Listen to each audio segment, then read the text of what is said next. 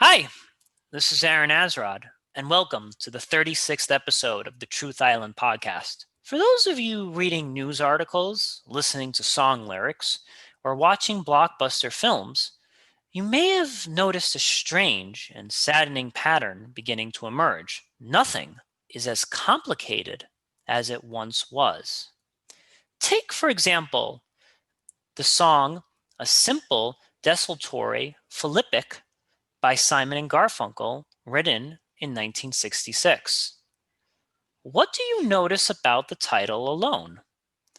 The word desultory means lacking a plan or purpose. Philippic means a bitter attack or denunciation. Don't feel bad. I had to look up those words myself. The song goes on to playfully mock some of the key figures of the 1960s. But if you happen to listen to a song written in the past, you might have noticed something else. Greater complexity in lyrics, musical scores, and even subtle and hidden meanings that often contrast with the overt and straight-in-your-face music of today. The same can be said with movies that have very simple and easy to follow plots, dialogue that seems like it came out of the mouth of a third grader. With each passing year, our media seems to be written at a lower and lower and lower level. As previously mentioned in another episode of this podcast, the New York Times, the golden standard of journalism, is now being written at roughly a sixth grade reading level, shedding all of the sophistication in language, metaphor, allusion that the paper may have once contained back in 1910. A question arises. Is this a deliberate attempt to keep us dumber? Or have creators of popular media simply realized that us simpletons need to be talked to at a level we can understand? Joining me to help make sense of this issue, I am once again joined with Kenny. Kenny, are they feeding us stupidity, or are we just craving it? Hey, Aaron. I think it's a bit of both. I think that it's a yes and a no situation because I think the media only provides things that we enjoy, things that we pay for.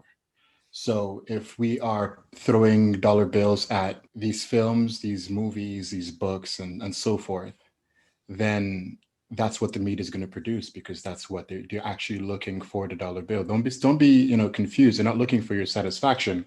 They're looking for the dollar bill. Yeah. Well, in a way, they believe that if they satisfy us, then they're going to get our dollar bills. So in a sense, they kind of they've come up with a formula where us being satisfied is going to lead them getting more dollars, right? Yeah. Yeah, but and that's true, but there's a difference because it's kind of like satisfying someone for the sake of themselves versus satisfying someone for what you're going to get out of it.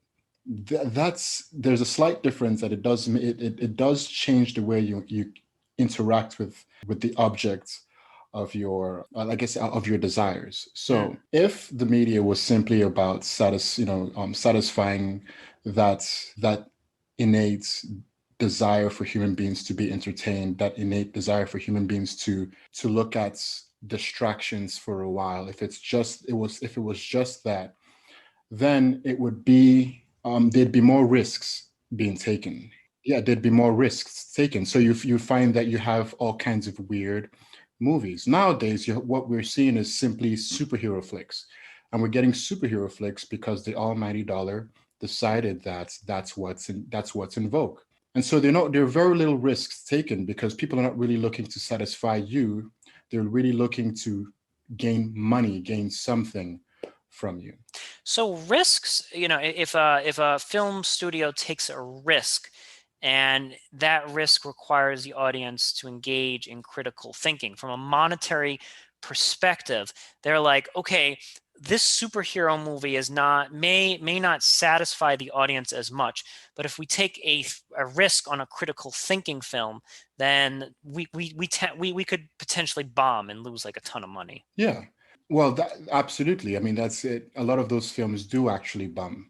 The idea of taking a risk and trying to make a movie that will be entertaining and at the same time challenge your critical thinking skills. If a situation does arise like that, I mean, I think that the public would be hopefully. in love with that. But you find that that's rarely ever the case, and so things end up being more about the dollar bill, because if they do bring out those kinds of movies and they do eventually bomb, then they've lost a lot of money, and Well, studios can't have that. Well, let me ask you this. What do you think has changed? Because in my opinion, people have always been greedy, right? Like people were Yeah. just as greedy back in the 60s and 70s as they are today, right? We've always had greedy people trying to make buck. What made people in the 60s and 70s make movies like The Godfather or Taxi Driver that were risky but had immense levels of sophistication, immense levels of critical thinking? I'm thinking that like the proportion or the number of risky films or risky songs was at a higher level. And in my opinion, people have always been greedy, right? If Yeah. that variable has been constant, why is it that people are, what has changed then? So when you're dealing with a film like The Godfather and Taxi, you're dealing with a film that's calling you upwards. Right, It's yes. not trying to appeal to you. It's saying, no, I'm up here, and you need to step up a little bit. You need to come where I'm at. But nowadays, films are stooping down. Films want to, they want to relate. They're the dad who puts his head backwards, who wears the hip chain, and he really just wants to connect with the kids. Funny thing is that the kids can see through that. It's crap. And so I think movies are kind of doing the same thing, in that they just really just want to relate with you. We're on your side, and we forget about all those complex ideas. Let's talk about let's you know what let's just talk about sex, baby. You know what I mean? And so they're pandering to the public, and that's I would say that's the difference. See, I see something very deep here. I see the elites of our society, because let's be honest, to run a film studio or to run any of these things, you're pretty much an elite. You probably have tons of money and probably went to an Ivy League and so forth. I feel like in some way they have stopped believing in humanity. Like I actually see it at a very deep level where it's like they don't believe that we have the potential to like see The Godfather. Like if The Godfather was made today, they would be like, no, no, no, they can't climb the ladder that high anymore. So do you think that maybe like the chasm between like the elites who are producing this content and the average citizen has grown so much that the elites don't even think that they can connect with us if they provided us with high quality content? Well, I can see that happening. I can definitely see that happening. I think that when you get yourself into a group, so whether it's the elite, whether it's those who go to Ivy League schools, whether you're a cop, whether you're even a criminal, it doesn't matter. When you're surrounded by your kind of people, that group tends to start thinking of itself as separate from the rest of the world. Hmm. And when that happens, it's almost impossible to know how to bridge that gap. And so, for example, for instance, the Ivy League graduates who end up being elites in these large industries may in fact have this, I mean, we call them elites, for goodness sakes, you know what I Yes, mean? right. So and so if you're elites, everybody else is an average Joe. And the average Joe is in many minds not capable of understanding complex ideas. We want to really just dumb it down for the rest of the public, because we don't want them to have to work hard. We don't want them to have to think, and God forbid that we actually think that that they actually have a brain and so forth. So it's very possible. Because I see like immense arrogance when I see a movie. One of the movies that I hate more than any other film is the movie Yeah. Transformers. I don't know if you ever been tortured by like that movie is absolute garbage, Kenny. Please, like it could potentially blind you if you see it. It's that bad. It was one of the few movies where I think what's his name, LaBouffe or whatever. Even he was like, yeah, Mm. that he was. Shia This is LaBeouf, yeah. yeah, he was like one of the few actors to actually be like, yeah, that movie's trash. And then like to actually have made millions of dollars being in that film, for an actor to actually call his very own movie trash is a pretty rare thing. But what I'm seeing behind this is I'm seeing like an elite getting in the back seat of an Uber and looking at his Uber driver and saying, this Uber driver is incapable of reading highly complicated things, or is incapable of thinking highly abstract thoughts.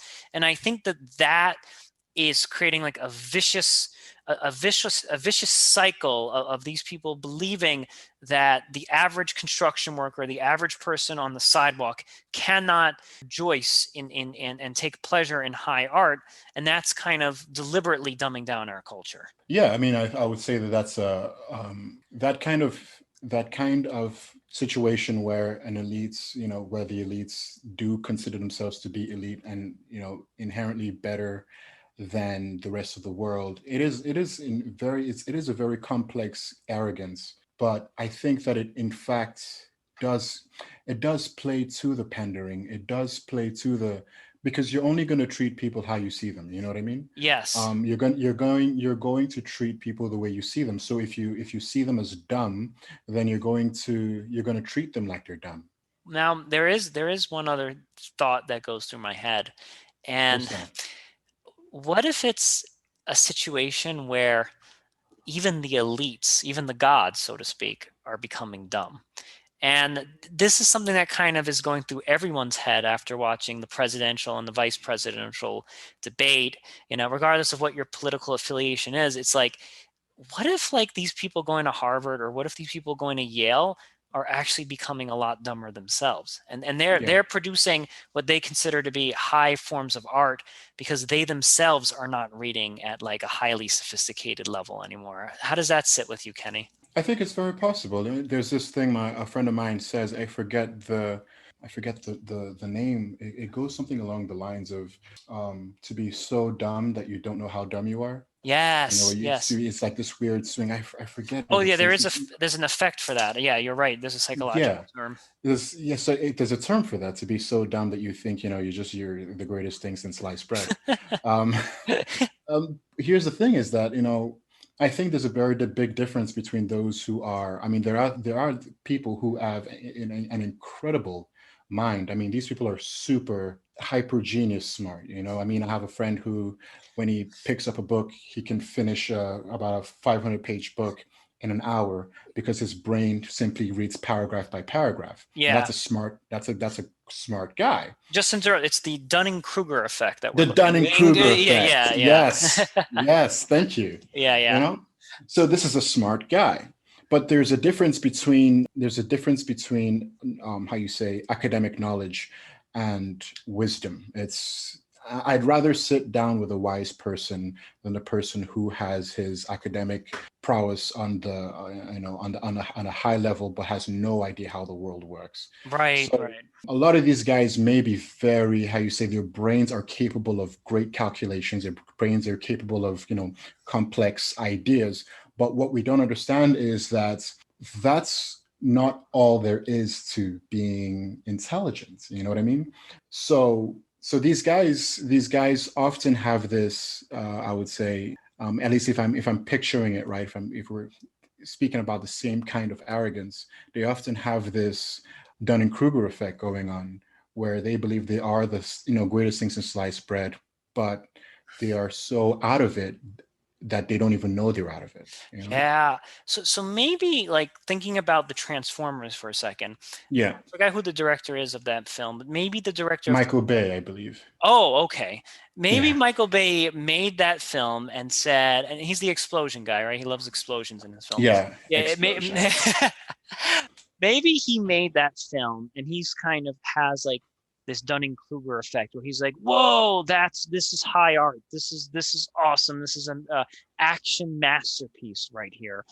And he doesn't. Maybe that film commercially does very well in the box office, and this kind of reinforces his genius, but he's not really comparing himself to an action film such as RoboCop from the 80s or from Terminator from the 80s that were filled with explosions and violence and stuff, but they had very sophisticated undertones and they had very sophisticated plots. And even I watched RoboCop from the 80s, and there's this whole thing on like Detroit being privatized, and it's like it's like hitting you at all of these different levels. Like it's really making you think in multiple dimensions. So I'm wondering, like, if he's making this film, but he's not realizing all of the other great, more sophisticated things because he can't see it himself. One of the things I've noticed is that we're living in a world where it only takes four art critics, film critics, music critics, highly acclaimed critics to say, this is the best thing since sliced bread. Like, this is it. If you don't like this, you're an idiot. And everybody's like, oh man, I like it. I sure like it. It's great. And like we sell our souls because four critics have said this is great. And we're like, oh my God, yeah, it is great. And then we go around, pretending like we see what you're talking about.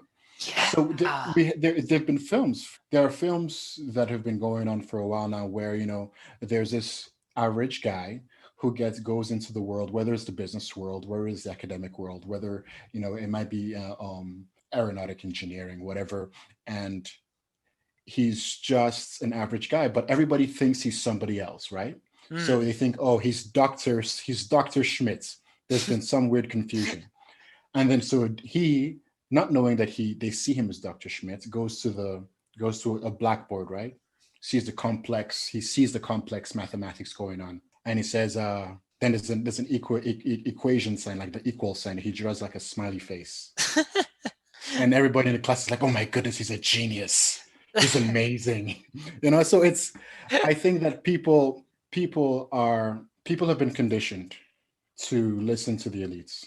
We've been conditioned to listen to those who we think they say they know best, and we have forgotten how to listen to our bullshit meter. We've forgotten how to listen to our own natural reactions or responses to the things we see. So when you look at the art and you say, oh my goodness, this is the most horrific thing I've ever seen, and the critic says, no, you're misunderstanding. It is actually the best thing you've ever seen. You say, no, Mr. Critic, I'm looking at it and I hate it. Yes. I hate it. And I'm okay with hating it. Yes, because there is so much social complicity in us liking this stuff. And I'll actually, going back, it's amazing that we can draw so many examples from one film, Transformers. I actually saw Transformers in a movie theater with friends, and they thought it was like the best thing. So that critic doesn't necessarily have to be some guy sitting in an ivory tower telling you it's awesome. It could actually be your social circle. Your social circle could be telling you, this is awesome. This film is great. You got to check it out.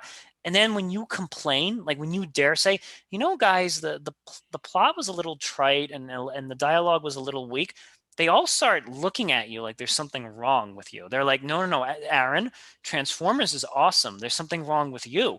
And there's this like social force that starts like weighing down on you. And then you start, questioning yourself, saying, wait a minute, maybe I'm wrong. Maybe this is high art and I'm just not seeing it. Yeah, one of those things is, I mean, it's I think it's very natural. I mean, when you find yourself being the only person in a room who is thinking differently, often our minds, except if you're like this super aggressive alpha dog who thinks he's always right, then it's often the case that we say, okay, I got to step back and look at myself and say, okay, am I the one who's a little bit out of the loop here?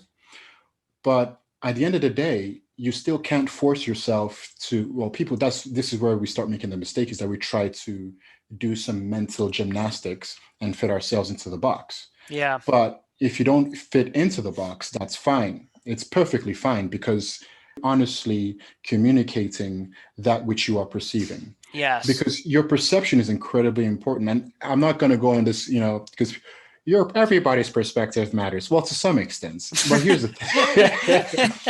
But, we're all special. We're all special. We all deserve. We're all snowflakes. It's like, here's a little prison for you, snowflake. Okay, so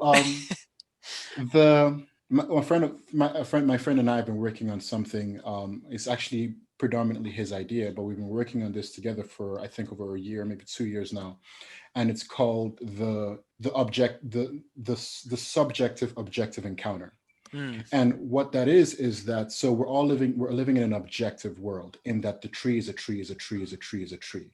Right. But we're all standing at different angles, and one of us is looking at it from the left, right, center, and so forth, and we're all trying to describe to each other what we're seeing. Now, when someone starts saying, no, it's not a tree, it's a freaking giraffe, that's when we take them away and we put them in an asylum, because they're not seeing, because if you know what I mean. Yeah, So right. and so we got to be careful, because as much as we really do need the perspective of the people around us, Yeah. we have to have, that's what we need honest friends, we need honest people who are honestly trying their best to describe their encounter with this world. Yes. This is kind of I did a podcast with a guy named Dave, and we talked about the Milgram experiment. Do you remember learning about the line test, where he would put one guy in a room and there would be like a long line on the board and then there'd be a very short line, and then he would ask, which line do you think is longer? And everybody in the room was an actor, and they would point to the longer line and be like, that's the shorter one. And then the control subject would just kind of feel the pressure of everyone in the room and have to kind of just go along with that. Like thinking about the example you just used with the tree, right? That person shouldn't, if he says that that tree is a giraffe, then the group needs to fight back and force complicity, because like that person is way off the marker. That person is not living in any with any kind of objective truth. But that person should be able to defend why they don't think that that tree is beautiful, or there could be a debate if that's an oak tree or some other type of tree, and so forth, or if the tree is shedding. Like, I feel like we don't give people the space to dissent from art. We don't give them that space to just dissent and be like, oh, well, Aaron, tell me what you didn't like here. And I think that that's different than calling someone out on their delusion, Yeah, but then realizing that someone has a subjective opinion which they're entitled to voice. yeah. I mean, this is where, love and respect comes in. It Yes. really is, because even the person who's up say, okay, it's a giraffe. You say, okay, all right, Yes. man. All right, my man. Why is you put your coffee down, you The look at tree me is down. eating. The tree is eating, Kenny. You can't see it. And you say, okay, explain to me. What is it eating? What are you seeing? You know what I mean? Yeah, And right. this is where reason comes in. This is where dialogue comes in, and love and respect foundationally should be the foundation for, conversation. If Right. not love, then respect. If not both, at least respect. You know what I mean? Yes. Because to hear him out is for him to make himself clear, is the demand on him, and for us to understand him is the demand on us. Mm. So that is what I think a lot of people, at least a lot of our conversations, especially today, really need, is hearing each other's, little perspectives, and respectfully trying to understand, and being able to say, yes, I agree with you, and no, I do not agree with you. Let me ask you this question, Kenny, since you are an artist, if somebody saw one of your pieces of art Mm. and approached you and said, hey man, there's some things I don't like about your art, and they weren't doing it in an aggressive, brazen way, like how would you react to that criticism? Because there might be an initial knee-jerk reaction to say, oh man, this guy just doesn't get it, or this guy is too lowbrow, or there might be some prejudice that you have as to why this person doesn't like that art. And I think that's a very difficult thing for people to do, whether you're the person that created that art or you're one of the people that enjoys that art. When someone attacks your artwork, you automatically see your own ego being attacked. So how do you kind of get past that? Well, if someone said, Kenny, I don't like your artwork, I'll say, well, obviously you've been talking to my wife.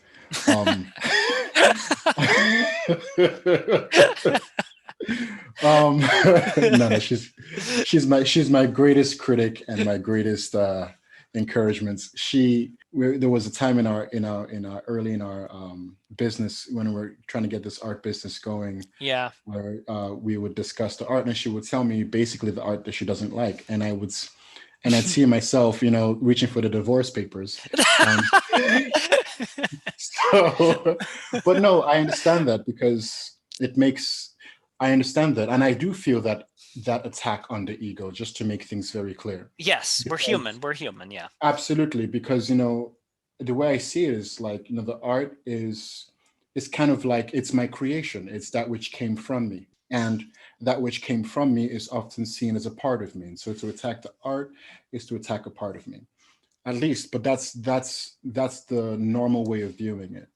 But at the same time, you can't just go around pouncing at everybody who has a critique or a dislike for your art. My friend gives us advice about when people speak unkindly of you. Mm. Says if someone speaks unkindly of you, you got to ask yourself, is it true? Like it doesn't really matter that it's saying it's just been an unkind thing. You got to ask yourself, is it in fact true? Just because you don't like it doesn't mean it's not true. And so I guess the same thing goes for the art. What they're seeing, if they don't like it and they tell you why they don't like it, is it true? Even if it's true, then you got to figure out what you're going to do about that.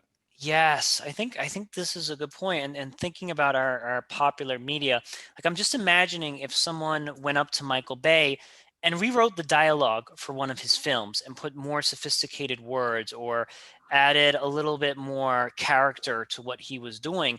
I wonder if he would be like, "Whoa, bro, thank you for doing this, man. Like you've made me you've made this work of art a lot more sharper and a lot more crisp and a lot more sophisticated." I'm wondering if you can have that kind of relationship with elites, where if you show them how it could be better. I think of all these people who kind of like who rewrite Star Wars and all this other stuff, and like, oh, this is how it should have gone. I'm wondering if we can get to some point where there could be humbleness from these creators, where they're like, whoa, these people on this Star Wars forum, they know what they're talking about. Yeah, Palpatine should have definitely done that instead. Well, if it's possible, I mean, if anybody should do that, it just shows an incredible amount of a love for the art itself. It shows humility, and it shows a lot of good things in their inner person. You know what I mean? Mm. But at the same time, there's a dark side to that because one of the things that happens is the first movie is great. So, for example, you make how to catch a cat one. It sells maybe $100 million in the box office. Like, yeah, this is great. This is wonderful. And then everyone's like, okay, let's make a How to Catch a Cat 2. And then someone says, well, we should get some public input, right? And so you open some what Yes. they want to see, and you open up the forum for a public chat room, and everybody and their grandmother is giving you advice on how to make your movie. And you get into this weird place where you kind of, if you take everything that they're saying to heart and you actually go and make the movie as the whole world is telling you to make it, you find that you have a piece of crap movie. So one of the things is that an artist needs to know honestly, and it comes down to the individual's honest encounter with the world and himself, is that he must know the advice to take and he must know the advice not to take. Yes, yes. I think that maybe a partial answer to why we have all of these like riskier movies in the 60s and 70s Yeah. is that the artist wasn't necessarily subjected to all of these outside external forces telling them to dummy down their material. Like, "Oh, I didn't understand that," or like, you know what? Maybe when The Godfather came out, maybe when The Godfather came out, there were people that were like, "Yeah, this is mad boring. The movie is too long. I don't like it. I don't like that they're having this really long conversation here." And maybe a movie like The Godfather would not get made today.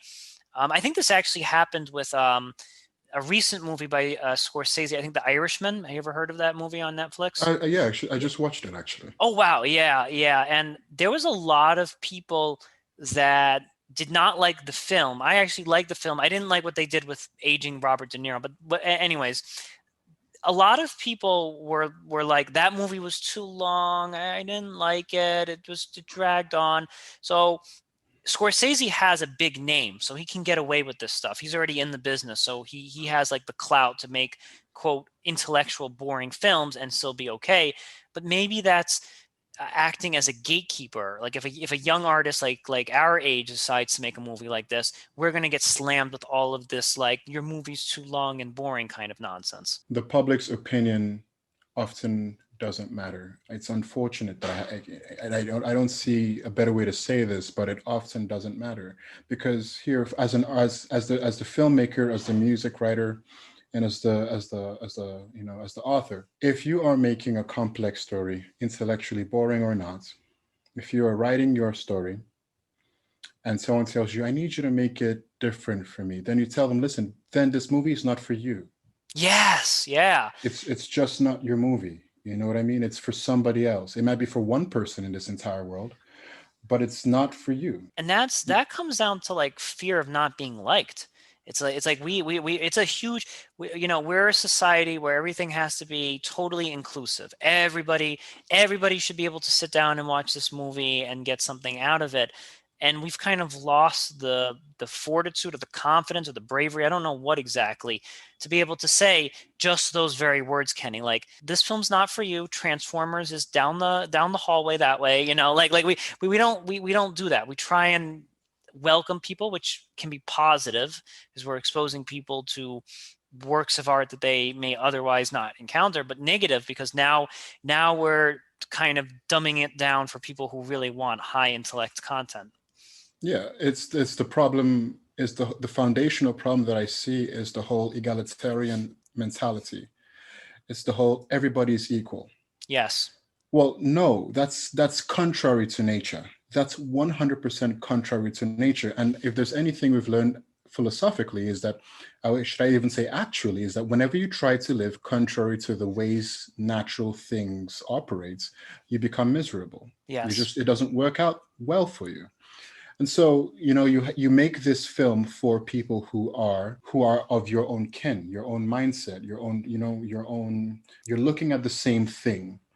And somebody else from across the mountain says, well, since everybody's equal, I should have equal access to this film. I was like, no, first of all, we're not all equal. There are people who are smarter than others. There are people who are better looking than others. There are people who are taller than others. There are people who are kinder than others. There are people who are richer than others, and so forth. And so you find that we can't make something that really does speak to everyone because there is no such thing as a all-round equality. I full-heartedly agree with you. That's definitely something that would get flack in today's culture, but I agree with you. Yes. And the person that may not like the sophisticated movie, they might be brilliant in some other facet. So that's not to say that the brilliant film movie dude is superior than the person who likes simpler movies. It's just that they're different. Like, it's not like, I just want to make that distinction, right? Like that person's not like a superior, more valuable person to us. It's just that they're different in that facet. Yeah, I mean, it's not. It's that's the thing is that I don't think it should ever come to the question of questioning, come down to the place of questioning a person's dignity, a Yes. person's human value. Because when we come to that question, what we're saying is we're living in a world where people don't even know what the value of a human actually is. Because let me tell you something: when you see a Ferrari, you don't have to ask a question. You know that it's an expensive car. You know it's an expensive car. No one ever has to say, well, it's a pretty expensive car. But yeah, It speaks for itself. yeah. Yeah. I mean, it's doing cartwheels. I don't see it. Yeah, it's an expensive car. It's tying shoelaces, man. Um, but the thing is that human beings are often so confused about what it actually means to be human and what the dignity and the worth and the value of a human is. And so, whenever you attack or whenever you question or challenge the some things such as such as egalitarianism, often people feel like, oh my goodness, what he's saying is that if we're not the implication of what he's saying is that if we're not all the same, if we're not all equal, more dignified on the human level, on a soul level, somebody's much more dignified, better, and so forth than others, and it bothers us a lot, Yes, and I think though the way that you just phrased this, that your intellect or your ability to appreciate sophisticated stuff does not entitle you to greater dignity. You don't deserve to have, more civil rights or something like that because you can understand the nuances of a Scorsese film. I think that's ridiculous.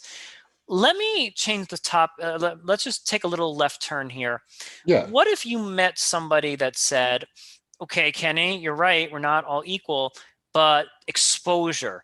We just keep exposing people to fine art, and eventually some of it will stick. So let's just say, for example, you have that dude that's like, yeah, this movie's boring. I don't understand it. Why isn't there an explosion? Why is there no explosion? They're just talking. Maybe if you keep exposing that person to high art, eventually they'll crack and they'll start learning. Do you think that that's possible?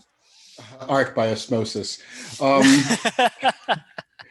No and yes. It's a yes and no for me. And here's so let me start with the yes. There are some people who have a knack and a desire, but don't even know it yet, in that they grew up in a very different family. So if he grew up in a family that listened to Mozart, he would love it. But he grew up in a family that didn't listen to Mozart and listened to, let's say, you know, so Simon and Garfunkel. Yeah. So he ended up, not clicking until he got to the age of maybe 21 and he went to college and he heard Mozart for the first time and he was like, oh my goodness, where has this been all my life?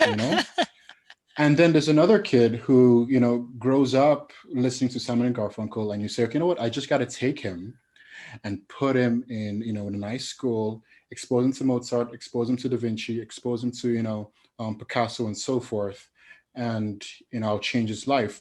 And he ends up being miserable because he just still doesn't care. All he wants to do is play video games, drink Mountain Dew, and skateboard. That's really what he wants. And it's fine. You know what I mean?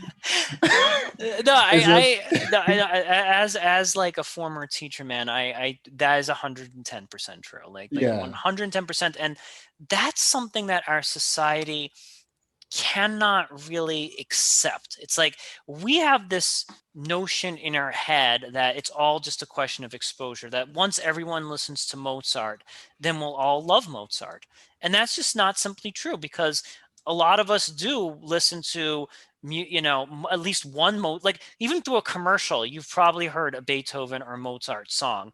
And you've probably heard, and it's public domain music, right? Like classical music is really good for commercials because it's public domain, don't have to pay any royalties. So you hear these songs all the time, and there's some people that are like, yes, I want that, in the background while I'm writing this email. And then there's others who are like, nah, that's whack. And that's something our society just cannot grapple with. So what we end up doing is we make things dumber and dumber and dumber and dumber, hoping that we're going to be able to catch everybody. What we end up doing is just pissing off all the sophisticated folk that really want more out of life. Yeah. So it's a weird situation, because I think that we're art a lot of artists and those in those fields are really trying their hardest to appeal to everybody, because I think that's where the money is at. And they end up making things that are just very flatlined. So it doesn't push too many buttons, and it doesn't it doesn't say ask the weird questions. It doesn't want to ruffle any feathers. So it's just a nice lukewarm, like tapioca kind of thing going on. Yes, it's not pushing any buttons, and it's going to be a fairly decent monetary success. You already got that base covered. Yeah. Let's think about what exactly we're losing by not risking high art or not risking complicated works. Because if we take our quote less intellectually inclined person, they're not really losing anything at all. They're just fine. Like they're like everything's good. Transformers is rolling. Super Bowl, like total, like life is continuing just as is. Who's being impacted by us as a society not releasing complicated works of art? Okay, I would say that I believe, to some extent, on a general level, the whole society is being impacted. Wow, wow, wow. Even Yeah, even the person that would not understand that art is still being yeah, impacted in some. How still so? being impacted. Because if you're creating, and I hope we're talking about people who are, I say, creating the complex art, people who are creating the complex arts and still creating beauty, not complexity for the sake of complexity, but Yes. for a complex and beautiful piece of art, right? Yes. Well, the beauty. I mean, you can. There are some people who may not understand the complexity of Beethoven's symphonies, right? If we're talking about people who are creating complex art and beautiful art, then there are some people who they won't understand the complexities of Beethoven's symphonies, but they will hear when they hear those sounds. To them, it's simply a matter of the signals being received by their ears, and it's not so much that they can intellectually, how you say, parse it and say, okay, this is what's going on. Yeah. It's just I'm hearing it and it's overwhelming. Just like when you see a waterfall, you're not saying, well, I gotta figure out what's so wonderful about this waterfall. No, you're overwhelmed with the beauty. You're overwhelmed with the situation. Mm. So I think that that's kind of how beauty interacts with us, in that we may not understand all the signals being given, but when we see something beautiful, hear something beautiful, feel something beautiful, we feel that, we recognize that. I like this because it's this idea that we need high forms of art, and we may not understand everything about that. Like, for example, I don't have the vocabulary to talk about music. Like, I'm not, I can't say, oh well, the cliff note over here. I have very poor musical education. But Yeah, you're right, Kenny. When I hear classical music, it one overwhelms my senses. My senses immediately go to an ethereal, higher state of thinking, a higher form, if you would. And again, I don't have the vocabulary. I didn't major in music, so I don't have the vocabulary to describe, oh, the pitch over here is just right. But yes, I'm overtaken. And while I'm overtaken by that classical music, I become inspired with thoughts. Like when I yeah, hear really intense classical music, immense thoughts begin to enter my head. And I yeah, think that in music today, there's this pattern of remixing, like reusing old music and remixing it and diluting music to the point where it's lost any form of originality.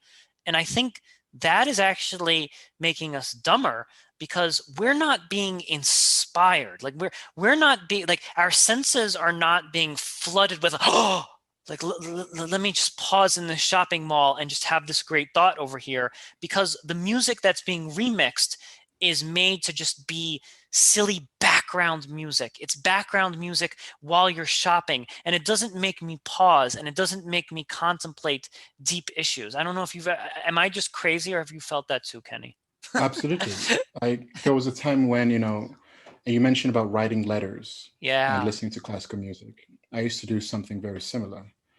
Even sometimes today when I'm writing thoughts down, or getting ready for a novel or whatever, just outlining.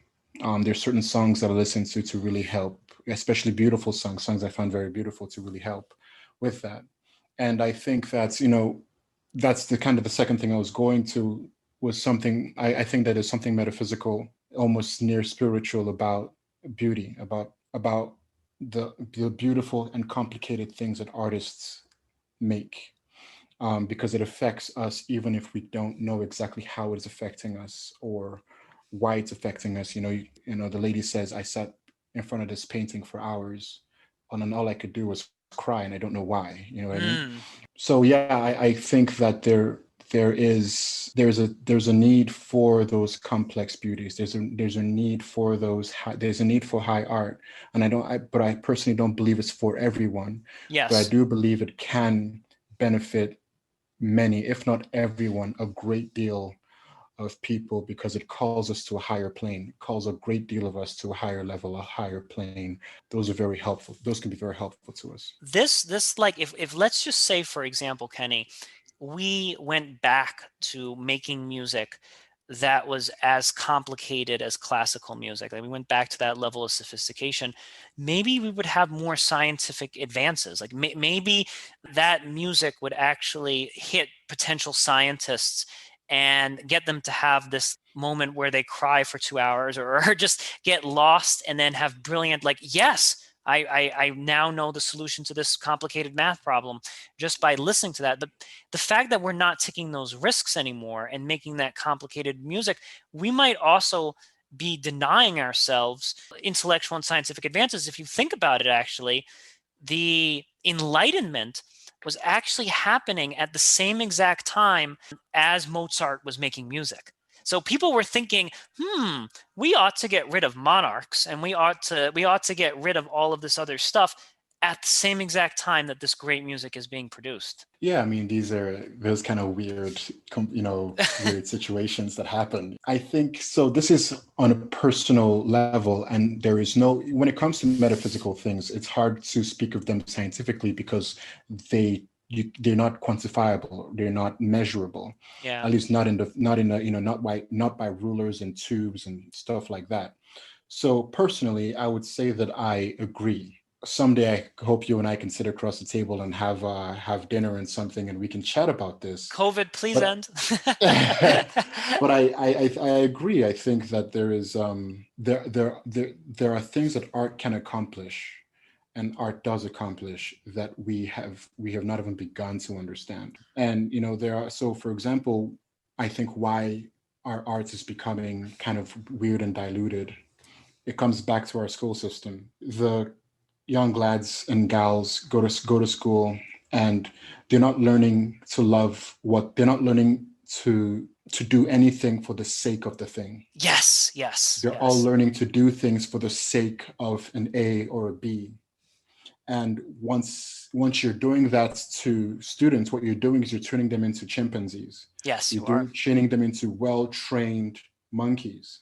And so you find that when you don't love a subject for the sake of the subject, it's very hard to produce beauty in that subject, because what you're saying is, I'm only here for either A or B. I'm only here for the financial gain. I'm only here for, for my friends to like me, for my parents to accept me, whatever it is.